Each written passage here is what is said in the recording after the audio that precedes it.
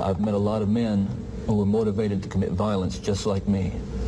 And without exception, every one of them was deeply involved in pornography, without question, without exception, deeply influenced and consumed by an addiction to pornography. There's no question about it.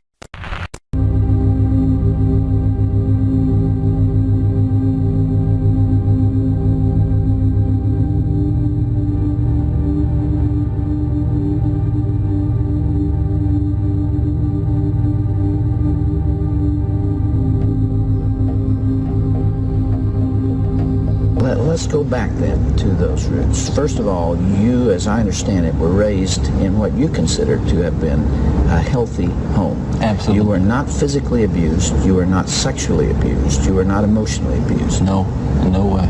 And that's part of the tragedy of this whole situation, is because I grew up in a wonderful home with two dedicated and loving parents, and one of 5 brothers and sisters.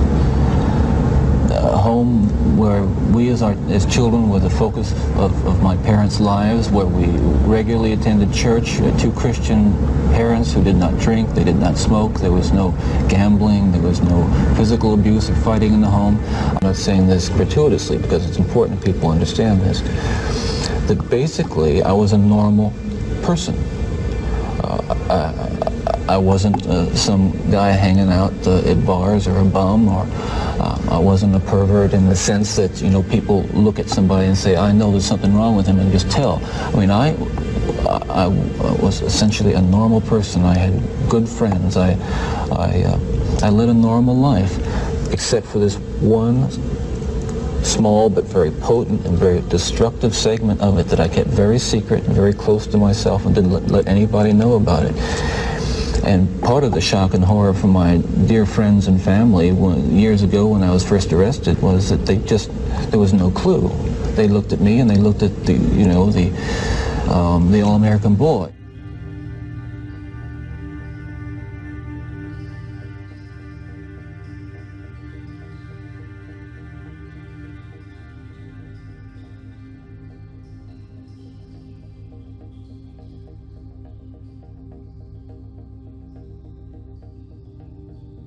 I'm trying to tell you as honestly as I know how what happened, and I think this is a message I want to get across.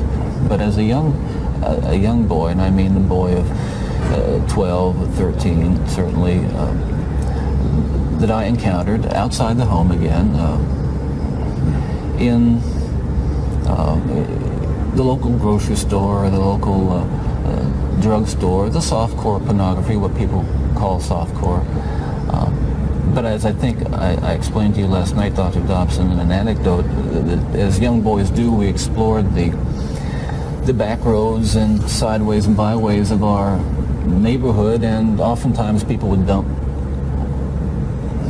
the garbage and whatever they were cleaning out of their house, and from time to time we'd come across pornographic books of a harder nature than more graphic, you might say, more explicit nature than we would encounter, let's say, in your local grocery store.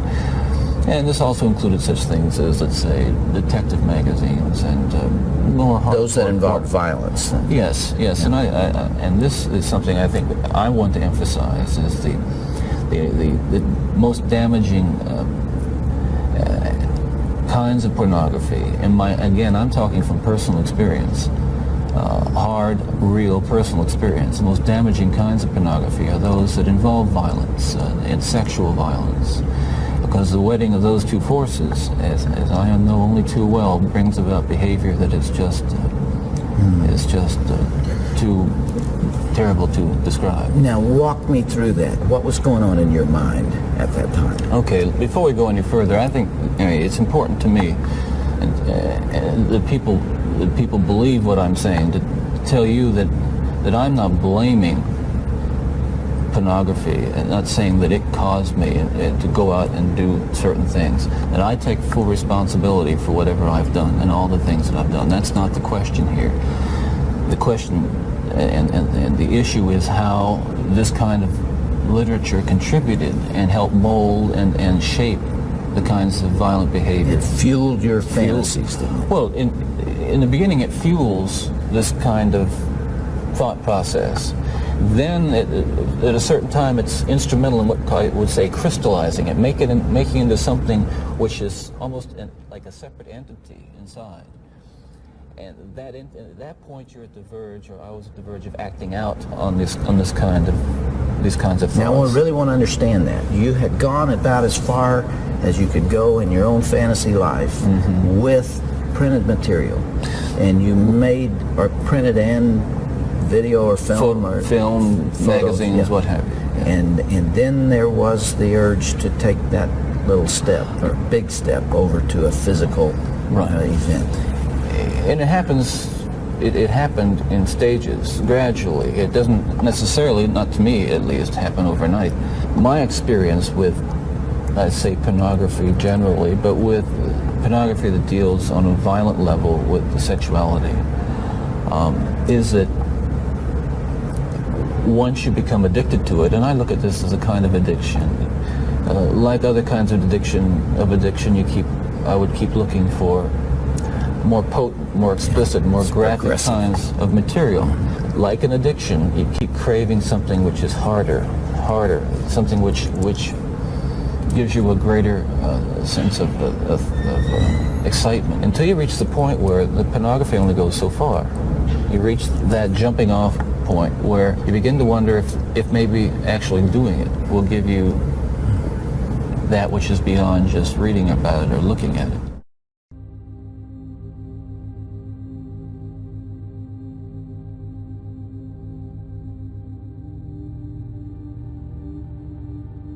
The way you did it. Listen, I'm no social scientist, and I haven't done a survey. I mean, I don't pretend that I know what John Q. Citizen thinks about this. But I've lived in prison for a long time now.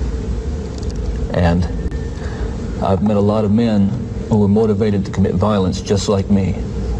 And without exception, every one of them was deeply involved in pornography, without question, without exception, deeply influenced and consumed by an addiction to pornography. There's no question about it. The FBI's own study on serial homicide shows that the most common interest among serial killers is pornography. That's true. Those of us who have been so much influenced by violence in the media, in particular pornographic violence, are not some kinds of inherent monsters. We are your sons and we are your husbands. And we grew up in regular families, and pornography can reach out and snatch a kid out of any house today. It snatched me out of my home. It snatched me out of my home 20, 30 years ago. And as diligent as my parents were, and they were diligent in protecting their children, and as good a Christian home as we had, and we had a wonderful Christian home, there is no protection against the kinds of influences that are loose in a society that tolerates